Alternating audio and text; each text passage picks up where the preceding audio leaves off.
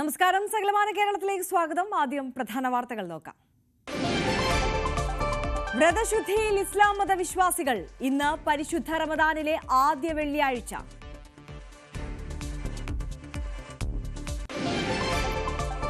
കോഴിക്കോട് കാരശ്ശേരിയിൽ തെരുവുനായ ആക്രമണം. 280ഓളം കോഴികളെ കടിച്ചുകൊന്നു. കൊന്നത് 1 മാസം പ്രായമുള്ള കോഴികളെ. 1.25 ലക്ഷം രൂപയുടെ നഷ്ടമെന്ന് ഫാം ഉടമ. മുതലപ്പുഴി ഹാർബറിലെ മണൽത്തിട്ട നീക്കം ചെയ്യാത്തതിനെതിരെ പ്രതിഷേധം. വള്ളമിറക്കാനാകാതെ മത്സ്യത്തൊഴിലാളികൾ. ഡ്രഡ്ജർ എത്തിച്ച് മണൽ നീക്കണമെന്നാവശ്യം.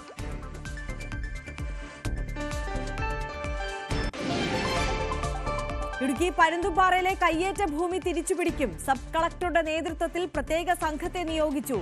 പ്രദേശത്ത് നിരോധനാജ്ഞ.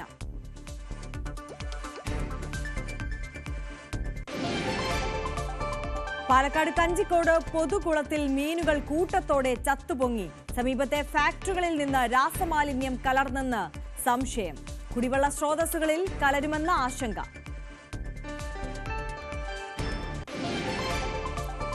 കത്തുന്ന വേനൽ ചൂടിലും നിറഞ്ഞു തുളുമ്പി ഇടുക്കി പന്നിയാർ പുഴ. ജലസമൃദ്ധിക്ക് കാരണം ആനയിറങ്കൽ ജലാശയത്തിൽ നിന്നും വെള്ളം പുറത്തേക്കൊഴുക്കുന്നത്. വിശദമായി നോക്കാം. ഇന്ന് റമദാനിലെ ആദ്യ വെള്ളിയാഴ്ചയാണ്. പള്ളികളിൽ ജുമാ നിസ്കാരത്തിന് വിശ്വാസികളുടെ വലിയ തിരക്കാണ് അനുഭവപ്പെടുന്നത്. മലപ്പുറം മദീൻ ഗ്രാൻഡ് ജുമാ മസ്ജിദിൽ പ്രാർത്ഥനകൾക്ക് നേതൃത്വം നൽകിയത് കാഴ്ചശേഷിയില്ലാത്ത 3 പണ്ഡിതരാണ്.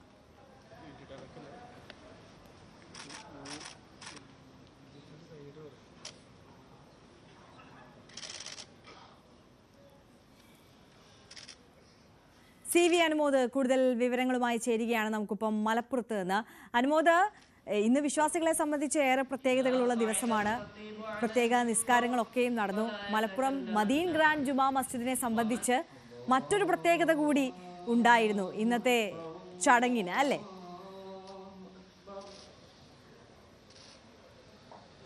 തീർച്ചയായിട്ടും ആര്യ, നമുക്കറിയാം റമദാനിലെ ആദ്യ വെള്ളി വിശ്വാസികളെ സംബന്ധിച്ച് ഏറെ വിശുദ്ധമായതൊന്നാണ്. കാരണം റമദാൻ മാസം തന്നെ പ്രാർത്ഥനകളുടെ മാസമാണ്. അതിൽ ആദ്യ വെള്ളിയാഴ്ച എന്ന് പറയുമ്പോൾ അന്ന് സാധാരണ എല്ലാ സമയവും പള്ളികളിൽ തന്നെ വിശ്വാസികൾ ചെലവഴിക്കുന്ന ഒരു സാഹചര്യം. ഇന്ന് കൂടുതൽ പ്രത്യേക പ്രാർത്ഥനകളും അതൊക്കെ ഉണ്ടായിട്ടുണ്ട്. എല്ലാ പള്ളികളും നല്ല തിരക്ക് അനുഭവപ്പെടുന്നു. നമ്മൾ നിൽക്കുന്നത് മദീൻ ഗ്രാൻഡ് ജുമാ മസ്ജിദിലാണ്. ഇവിടുത്തെ ഒരു പ്രത്യേകത എന്നുള്ളത് ഭിന്നശേഷിക്കാരായ ശാരീരികമായുള്ള പരിമിതികളെ മാനസികമായുള്ള കരുത്തുകൊണ്ട് അതിജീവിച്ച് പ്രാർത്ഥനകൾക്കും മറ്റ് ചടങ്ങുകൾക്കൊക്കെ നേതൃത്വം കൊടുത്ത ഒരു 3 പണ്ഡിതരാണ് ഇന്നിവിടെ ഈ ചടങ്ങുകൾക്ക് നേതൃത്വം കൊടുത്തത്. അവരിപ്പോൾ നമ്മോടൊപ്പം ചേരുന്നുണ്ട്. ഇപ്പോൾ ആദ്യമായിട്ടല്ല, കഴിഞ്ഞ വർഷവും നമ്മൾ ഈ റംസാനിലെ ഒരു ദിവസം വെള്ളിയാഴ്ചയുടെ പ്രാർത്ഥനകൾക്ക് നേതൃത്വം കൊടുക്കുന്നതിൻ്റെ അനുഭവം പങ്കുവച്ചിരുന്നു. ഇത്തവണ എന്തൊക്കെ കാര്യങ്ങളാണ് പങ്കുവയ്ക്കാനുള്ളത്? പ്രധാനമായിട്ടും ഒരുപാട് സന്തോഷം തോന്നുകയാണ്.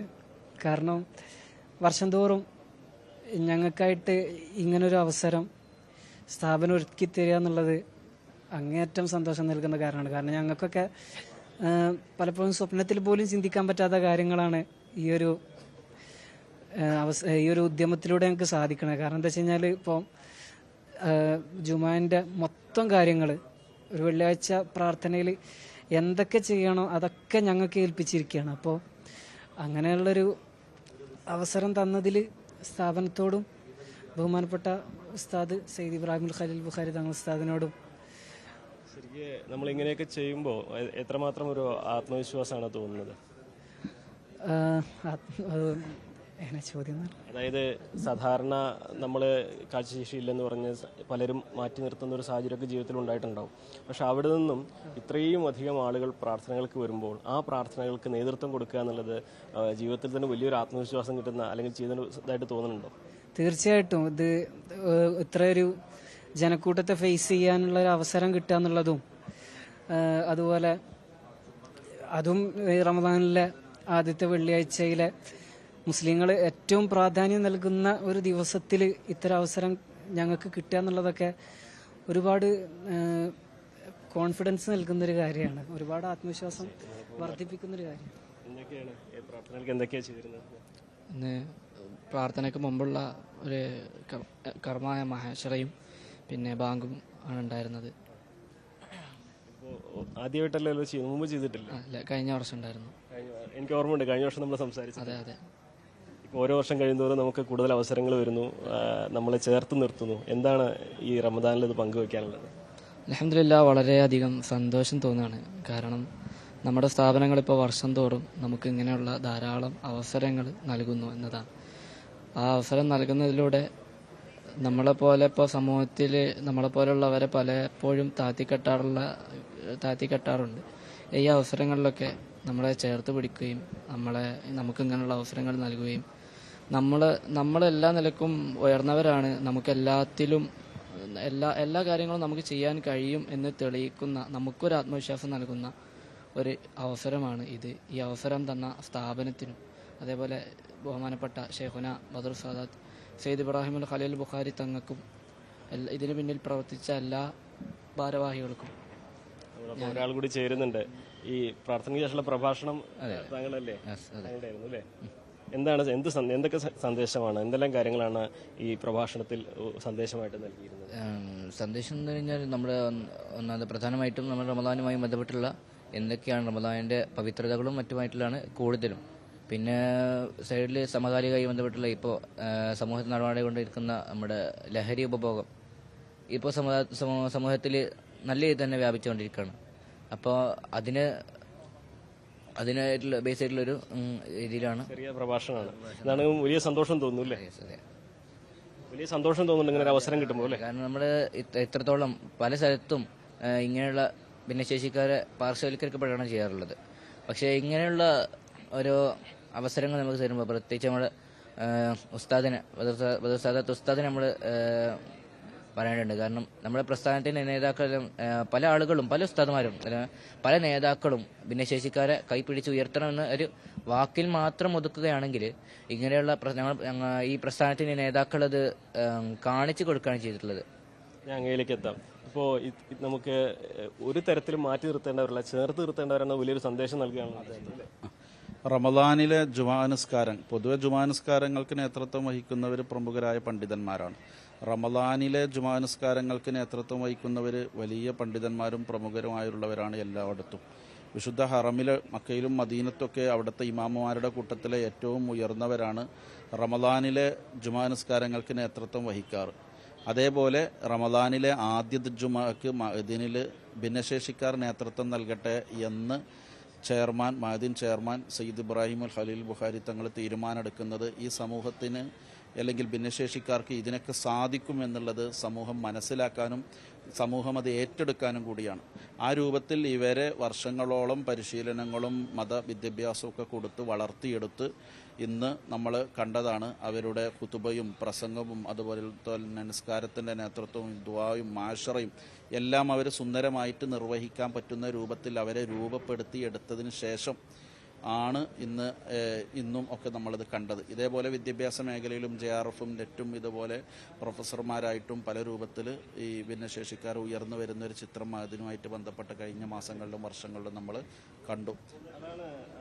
ആര്യ, ഏറ്റവും പ്രധാനപ്പെട്ടത് ഈ ഒരു ഇന്നത്തെ ആദ്യ വെള്ളിയാഴ്ചയിലെ പ്രാർത്ഥനകൾക്ക് ഇവർ നേതൃത്വം കൊടുത്തു എന്നുള്ളത് തന്നെയാണ്. കാരണം സാധാരണ അദ്ദേഹം പറഞ്ഞതുപോലെ മുതിർന്ന പണ്ഡിതർ നേതൃത്വം കൊടുക്കുന്ന സാഹചര്യത്തിലാണ് അതിനു പകരം പരിമിതികളെല്ലാം തന്നെ മറികടന്ന് അകക്കണ്ണുകൊണ്ട് എല്ലാം കണ്ടും മനസ്സിലാക്കിയും സാധാരണക്കാർക്കൊപ്പം എത്തി അവർക്ക് മുമ്പിലെത്താൻ ശ്രമിക്കുന്ന 3 പേർ ഈ പ്രാർത്ഥനകൾക്കൊക്കെ നേതൃത്വം കൊടുത്ത് ഒരു മാതൃക തീർത്തിരിക്കുന്നത്. എന്നാണെങ്കിലും റമദാനിലെ ആദ്യ വെള്ളിയാഴ്ച നമുക്ക് പ്രേക്ഷകരുമായി പങ്കുവയ്ക്കാവുന്ന മനോഹരമായ കാഴ്ചകൾ ഒന്ന് തന്നെയാണ് മഅദിനിലെ ഈ പ്രാർത്ഥനാ ചടങ്ങുകൾക്ക് ഇവർ നേതൃത്വം കൊടുത്തത്.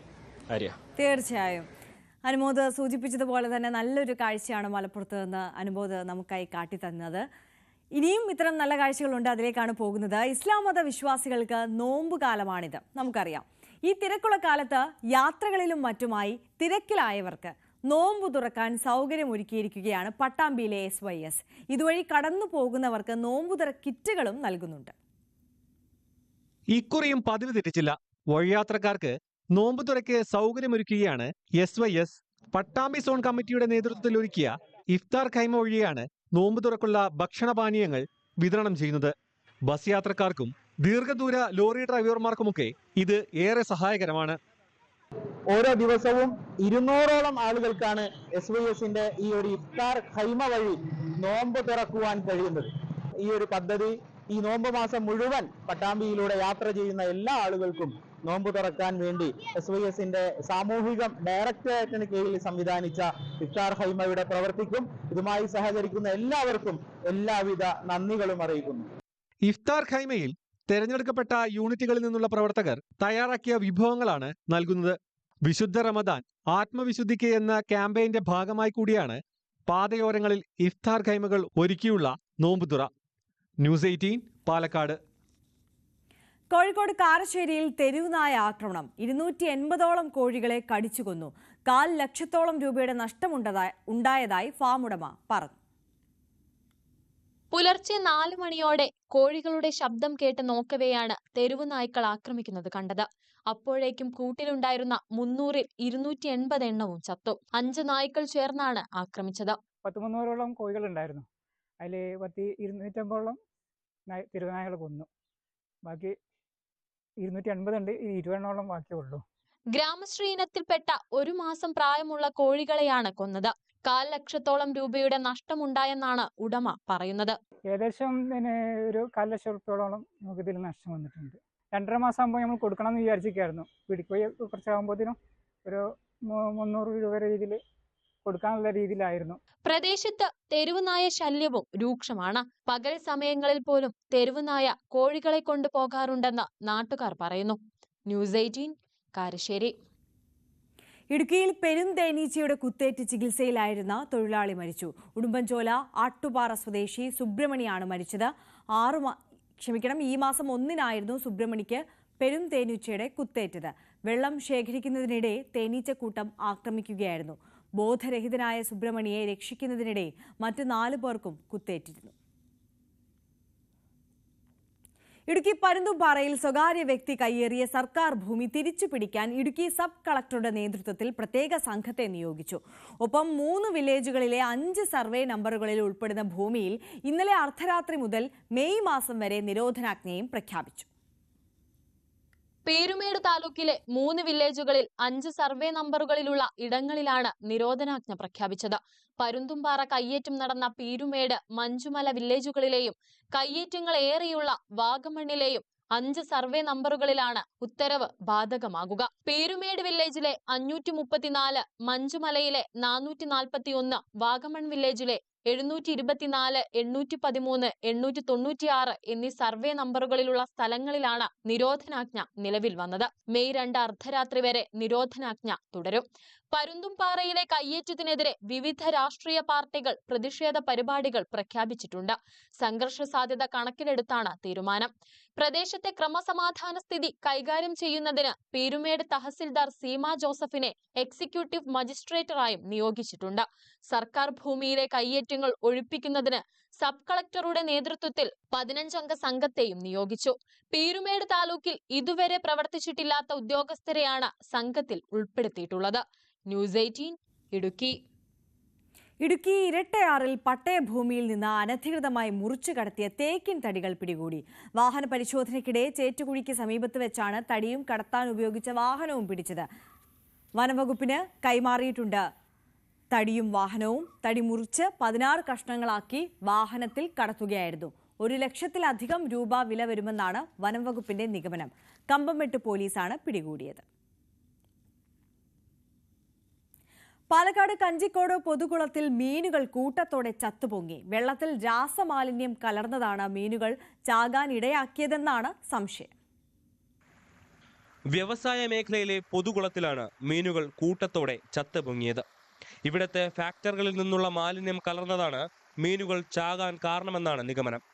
3 മാസം മുമ്പ് കോരയാർ പുഴത്തീരത്തെ തടയണയിലും രാസമാലിന്യം ഒഴുകിയെത്തിയിരുന്നു. പരിസരത്തെ കമ്പനികൾ പുറന്തള്ളുന്ന മാലിന്യമാണ് ചെക്ക് ഡാമിലേക്കും കുളത്തിലേക്കും എത്തുന്നതെന്നും ആരോപണമുണ്ട്. രാസമാലിന്യം കുടിവെള്ള സ്രോതസ്സുകളിൽ കലരുമെന്ന ആശങ്കയുമുണ്ട്. മേഖലയിൽ പ്രവർത്തിക്കുന്ന ഫാക്ടറികളിൽ നിന്നടക്കം രാസമാലിന്യം ഒഴുകുന്നുവെന്ന് നിരവധി തവണ പ്രദേശവാസികൾ പരാതിപ്പെട്ടിട്ടും നടപടി ഉണ്ടായില്ലെന്നാണ് നാട്ടുകാർ പറയുന്നത്. ന്യൂസ് 18 പാലക്കാട്. കണ്ണൂർ മയ്യിൽ റൂട്ടിൽ സ്വകാര്യ ബസ് പണിമുടക്ക്. വിദ്യാർത്ഥികളെ ബസ്സിൽ കയറ്റുന്നതുമായി ബന്ധപ്പെട്ട തർക്കത്തിനിടെ ജീവനക്കാരെ മർദ്ദിച്ചുവെന്ന് ആരോപിച്ചാണ് പ്രതിഷേധം. നാട്ടുകാർ മർദ്ദിച്ചെന്നാണ് ബസ് ജീവനക്കാരുടെ ആരോപണം. എന്നാൽ ബസ് ജീവനക്കാർ വിദ്യാർത്ഥികളെ മർദ്ദിക്കുന്ന വീഡിയോ പുറത്തുവന്നു.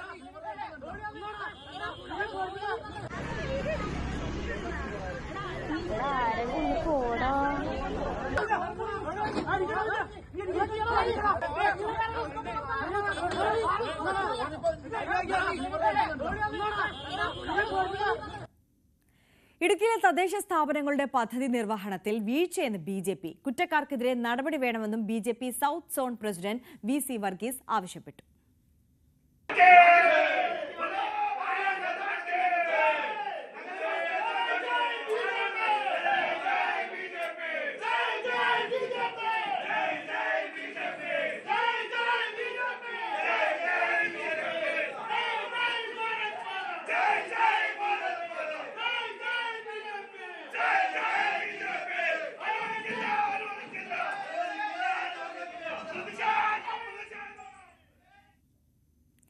മലപ്പുറം കോഡൂരിൽ ബസ് ജീവനക്കാരും ഓട്ടോറിക്ഷ ഡ്രൈവറുമായി ഉണ്ടായ സംഘർഷത്തിൽ പരിക്കേറ്റ ഓട്ടോ ഡ്രൈവർ കുഴഞ്ഞു വീണു മരിച്ചു. മാളൂർ സ്വദേശി അബ്ദുൾ ലത്തീഫാണ് മരിച്ചത്. കഴിഞ്ഞ ദിവസമാണ് സംഘർഷമുണ്ടായത്.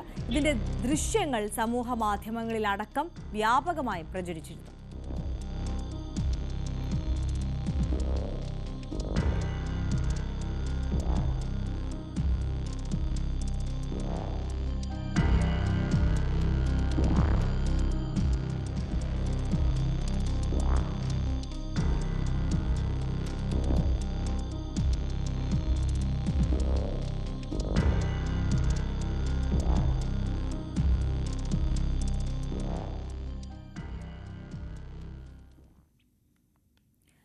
കോഴിക്കോട് മുക്കത്ത് പോലീസ് നിരോധിത പുകയില ഉൽപ്പന്നങ്ങൾ പിടികൂടി. മണാശ്ശേരിയിലെ പെട്ടിക്കടയിൽ നിന്നാണ് ഇവ പിടിച്ചത്.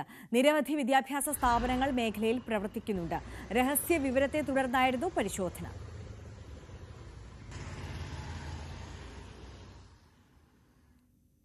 കൊല്ലം ചടയമംഗലത്ത് മയക്കുമരുന്നുമായി യുവാവ് പിടിയിൽ. കാരാളിക്കോണം സ്വദേശി മുഹമ്മദ് ബിലാലാണ് പിടിയിലായത്. MC റോഡിൽ ആയൂർ പാലത്തിന് സമീപം ബൈക്കിലെത്തിയ ബിലാലിൽ നിന്ന് കഞ്ചാവും മയക്കുമരുന്നും പിടികൂടി. കൊല്ലം ഓച്ചിറയിൽ കടയ്ക്ക് തീപിടിച്ചു. ക്ഷേത്രത്തിന് സമീപം സ്ഥിതി ചെയ്യുന്ന സപ്ലൈകോയുടെ സൂപ്പർ മാർക്കറ്റിലാണ് തീപിടുത്തം. പുലർച്ചെ 3:30-നാണ് തീ പടർന്നത്. കെട്ടിടത്തിനുള്ളിൽ നിന്നും തീയും പുകയും ഉയരുന്നത് കണ്ട് കടത്തിണ്ണയിൽ കിടന്നവർ ഓച്ചിറ പോലീസിൽ വിവരമറിയിക്കുകയായിരുന്നു. ഷോർട്ട് സർക്യൂട്ടാണ് തീപിടുത്തത്തിന് കാരണമെന്നാണ് പ്രാഥമിക നിഗമനം. 3 യൂണിറ്റ് ഫയർഫോഴ്സ് എത്തിയാണ് തീ അണച്ചത്. ലക്ഷങ്ങളുടെ നഷ്ടം കണക്കാക്കി.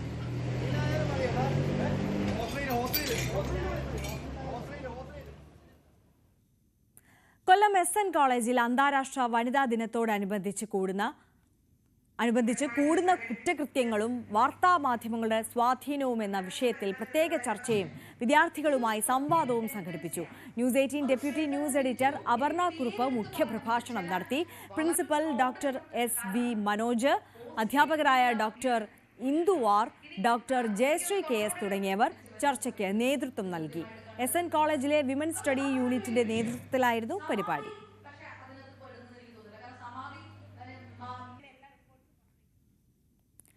ആലപ്പുഴയിൽ MDMAയുമായി CPM ബ്രാഞ്ച് സെക്രട്ടറി പിടിയിൽ. മുനിസിപ്പൽ സ്റ്റേഡിയം കിഴക്ക് ബ്രാഞ്ച് സെക്രട്ടറി വിഘ്നേഷാണ് സൗത്ത് പോലീസിന്റെ പിടിയിലായത്.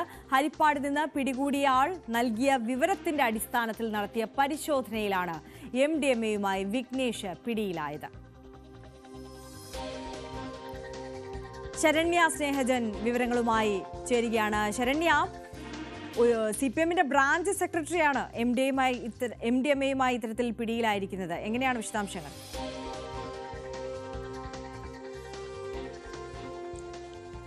തീർച്ചയായിട്ടും അതീവ ഗൗരവമുള്ള സംഭവം തന്നെയാണ്. അതായത് മദ്യം കഴിഞ്ഞ ദിവസം നമുക്കറിയാം CPM സംസ്ഥാന സെക്രട്ടറി അടക്കം വ്യക്തമാക്കിയത് മദ്യപാനം അടക്കമുള്ള കാര്യങ്ങളിൽ കർശനമായ വിലക്കാണ് പാർട്ടി കേന്ദ്രങ്ങൾ ഏർപ്പെടുത്തിയിരിക്കുന്നത്. അത്തരം സംഭവങ്ങളുമായി ബന്ധപ്പെട്ട് ഉള്ള ആളുകൾക്കെതിരെ കർശന നടപടി CPM സ്വീകരിക്കുമെന്ന് അദ്ദേഹം വ്യക്തമാക്കുകയും ചെയ്തിരുന്നു.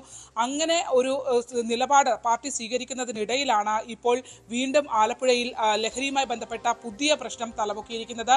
CPMന്റെ ബ്രാഞ്ച് സെക്രട്ടറി തന്നെ MDMAയുമായി പിടിയിലായിരിക്കുന്നു എന്നുള്ളതാണ്. ആലപ്പുഴ സൗത്ത് പോലീസാണ് MDMAയുമായി CPMന്റെ സ്റ്റേഡിയം ബ്രാഞ്ചിലെ സെക്രട്ടറി വിഘ്നേഷിനെ ഇപ്പോൾ അറസ്റ്റിലായിരിക്കുന്നത്. വിഘ്നേഷ് ഇതിനകത്ത് ഏറ്റവും പ്രധാനപ്പെട്ട കാര്യം MDMA കൈവശം വെച്ചു എന്നതിനപ്പുറത്തേക്ക് MDMA വിൽപ്പന നടത്തിയെന്ന് കൂടി FIRൽ വ്യക്തമാക്കുന്നു എന്നുള്ളതാണ്. മുനിസിപ്പൽ സ്റ്റേഡിയം കിഴക്ക് ബ്രാഞ്ച് സെക്രട്ടറിയാണ് വിഘ്നേഷ്. ഒപ്പം തന്നെ വിദ്യാർത്ഥി രാഷ്ട്രീയത്തിലെയും യുവജന DYFIയിലെയും സജീവ പ്രവർത്തകനായിരുന്ന ആളാണ്. വിദ്യാർത്ഥി രാഷ്ട്രീയത്തിലൂടെയാണ് വരുന്നത്. പിന്നീടാണ് ഇപ്പോൾ ബ്രാഞ്ച് സെക്രട്ടറിയായി CPMന്റെ ഭാരവാഹിത്വം ഏറ്റെടുത്തുകൊണ്ട് പ്രവർത്തിക്കുന്നതിനിടയിലാണ് ഈ MDMAയുമായി പിടിയിലാകുന്നത് എന്നുള്ളതാണ്. ഈ ഒരു അറസ്റ്റിലേക്ക് സൗത്ത് പോലീസിനെ നയിച്ചത് ഹരിപ്പാട് നിന്ന് പിടിയിലായ വ്യക്തിയിൽ നിന്ന് ലഭ്യമായ വിവരമാണ്. ഹരിപ്പാട് നിന്നും പിടിയിലായ MDMAയുമായി പിടിയിലായ യുവാവിൽ നിന്ന് ലഭിച്ച വിവരത്തിന്റെ അടിസ്ഥാനത്തിലാണ് വിഘ്നേഷാണ് ഈ യുവാവിന് നൽകിയത്, അതായത് MDMA നൽകിയത് എന്നുള്ള വിവരം പോലീസിന് ലഭിക്കുന്നത്. തുടർന്ന് സൗത്ത് പോലീസിന് വിവരം കൈമാറുകയായിരുന്നു.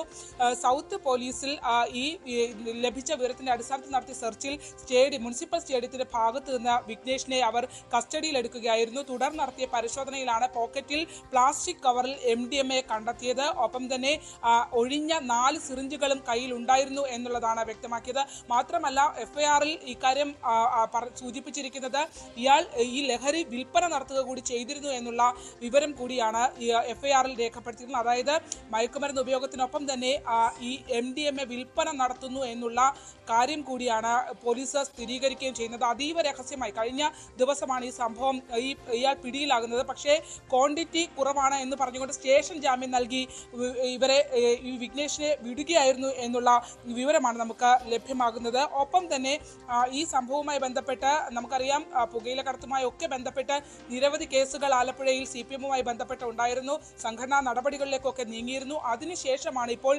രാസലഹരിയുമായി തന്നെ CPM നേതാവ് CPM ബ്രാഞ്ച് സെക്രട്ടറി ഇപ്പോൾ പോലീസിന്റെ പിടിയിലാകുന്നത്. സൗത്ത് പോലീസ് കഴിഞ്ഞ ദിവസം രാത്രി നടത്തിയ തിരച്ചിലാണ് വിഘ്നേഷിനെ കസ്റ്റഡിയിലെടുക്കുകയും മയക്കുമരുന്നുമായി കൈയോടെ പിടികൂടുകയും ചെയ്തിട്ടുള്ളത്. സിറിഞ്ചുകൾ ഉണ്ടായിരുന്നു, പാക്കറ്റിൽ മയക്കുമരുന്നുണ്ടായിരുന്നു, ഒപ്പം തന്നെ ഇയാൾ വിൽപ്പന നടത്തിയതിന്റെ പണവും ഉണ്ടായിരുന്നു എന്നുള്ളതാണ് പോലീസ് സ്ഥിരീകരിക്കുന്നത്.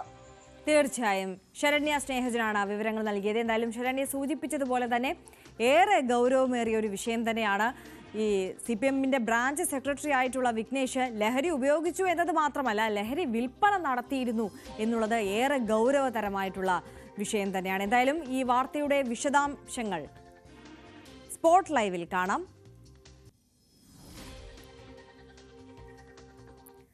കോഴിക്കോട് മുക്കത്ത് വീട്ടിൽ പട്ടാപ്പകൽ മോഷണം. 6 പവനോളം സ്വർണവും 25,000 രൂപയിൽ കൂടുതൽ പണവും മോഷണം പോയി. മുത്തേരി സ്വദേശി ബിനോയുടെ വീട്ടിലാണ് ആളില്ലാത്ത സമയത്ത് മോഷണം നടന്നത്. ബിനോയും കുടുംബവും തിരിച്ചെത്തിയപ്പോൾ അടുക്കള വാതിൽ കുത്തി തുറന്ന നിലയിലായിരുന്നു. മുക്കം പോലീസ് കേസെടുത്ത് അന്വേഷണം ആരംഭിച്ചു. ഡോഗ് സ്ക്വാഡും ഫിംഗർ പ്രിന്റ് ഉദ്യോഗസ്ഥരും സ്ഥലത്തെത്തി പരിശോധന നടത്തി.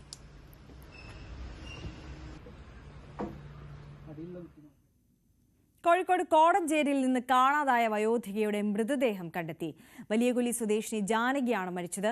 കഴിഞ്ഞ ദിവസം തെരച്ചിലിൽ വസ്ത്രം കണ്ടെത്തിയ പൊട്ടൻകോട് പള്ളിക്കുന്നേൽ മലയിൽ കുരിശിന്റെ താഴ്ഭാഗത്തായാണ് മൃതദേഹം കണ്ടത്.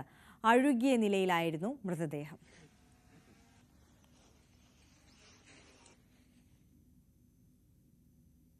പത്തനംതിട്ട പന്തളത്ത് KSRTC സ്വിഫ്റ്റ് ബസും സ്കൂട്ടറും കൂട്ടിയിടിച്ച് യുവാവ് മരിച്ചു. പൂഴിക്കാട് സ്വദേശി വിഷ്ണുവാണ് മരിച്ചത്. MC റോഡിൽ പന്തളം മണികണ്ഠൻ ആൽത്തറയ്ക്ക് സമീപമായിരുന്നു അപകടം. സ്കൂട്ടറിൽ ഒപ്പമുണ്ടായിരുന്നയാൾ പരുക്കേൽക്കാതെ രക്ഷപ്പെട്ടു. തിരുവനന്തപുരം മുതലപ്പുഴി ഹാർബറിൽ അനിയന്ത്രിതമായി രൂപപ്പെടുന്ന മണൽത്തിട്ട നീക്കം ചെയ്യാത്തതിനെതിരെ മുസ്ലിം ലീഗിന്റെ വേറിട്ട പ്രതിഷേധം. അഴിമുഖത്ത് മണൽത്തിട്ട രൂപപ്പെട്ടയിടത്ത് ഫുട്ബോൾ മത്സരം സംഘടിപ്പിച്ചാണ് മുസ്ലിം ലീഗ് പെരുമാതുറ മേഖലാ കമ്മിറ്റി പ്രതിഷേധിച്ചത്. മുതലപ്പുഴയിൽ മണൽ നീക്കം നിലച്ചതോടെ അഴിമുഖത്ത് വൻതോതിൽ മണൽ അടിഞ്ഞു കൂടിയ സ്ഥിതിയാണ്. അഴിമുഖത്തിന്റെ തെക്കേ പുലിമുട്ട് ഭാഗത്ത് തോടിന് സമാനമായ ഭാഗത്തു കൂടിയാണ് മത്സ്യത്തൊഴിലാളികൾ കടലിലേക്ക് വള്ളമിറക്കുന്നതും കയറ്റുന്നതും. ഈ സ്ഥിതി തുടർന്നാൽ വരുന്ന ഏതാനും ആഴ്ചകൾക്കുള്ളിൽ തൊഴിലാളികളുടെ വയറ്റത്തടിച്ചുകൊണ്ട് പൊഴിമുഖമടയും. ഡ്രഡ്ജർ എത്തിച്ച് മണൽ നീക്കം വേഗത്തിലാക്കുക, മത്സ്യത്തൊഴിലാളികളുടെ ജീവൻ സംരക്ഷിക്കുക തുടങ്ങിയ ആവശ്യങ്ങൾ ഉന്നയിച്ചായിരുന്നു മുസ്ലിം ലീഗ് പ്രതിഷേധം. നൂറുകണക്കിന് താങ്ങുവല വള്ളങ്ങളും ഈ 300-ൽ പരം ചെറുവള്ളങ്ങളും പോകുന്ന ഒരേ ഒരു അഴിമുഖമാണിത്.